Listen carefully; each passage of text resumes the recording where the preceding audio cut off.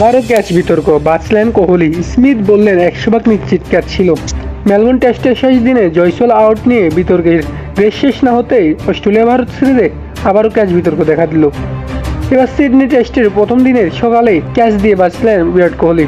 তবে এই বলে যিনি ফিল্ডার ছিলেন স্টিভেন স্মিথের দাবি এটা 100 ভাগ আউট ছিল। যথারীতি এই ঘটনায় সাবেক ক্রিকেটার এবং বিশ্লেষক এরা দুই ভাগ হয়ে গেছেন। মার্ক ওয়া মাইকেল বন্ডের মতে কোহলি আউট ছিলেন, কিন্তু ইরফান পাঠান ও মার্ক নিকোলাসের মনে করেন আম্পায়ার নট আউট দিয়ে সঠিক সিদ্ধান্ত নিয়েছেন। অস্ট্রেলিয়া ভারত বোর্ডের গাভাস্কার ট্রফিতে পঞ্চম টেস্টের প্রথম দিনে ক্যাচ বিতর্কের ঘটনাটি অষ্টম ওভারে ভারত 17 রানে দ্বিতীয় উইকেটে হারানোর পর কোহলি সবে ব্যাটিংয়ে এসে স্কট বোল্যান্ডের প্রথম বলে ক্যাচ দেন স্লিপে। দ্বিতীয় স্লিপে থাকা স্টিভ স্মিথ ডান দিকে ঝাঁপিয়ে মাটির কাছাকাছি থেকে বল হাতে নেন, তবে হাতে জমা নিয়ে উপরের দিকে ছুড়ে দিয়ে গালি অঞ্চলের মানুষ লবেশনের তালুবন্দি করেন দুর্দান্ত এক ক্যাচ। কোহলিকে আউটের আনন্দ উল্লাসে মেতে ওঠেন অস্ট্রেলিয়ার ফিল্ডাররা। কোহলি অবশ্য ক্যাচ নিয়ে সন্দেহ প্রকাশ করে মাঠে দাঁড়িয়ে থাকেন।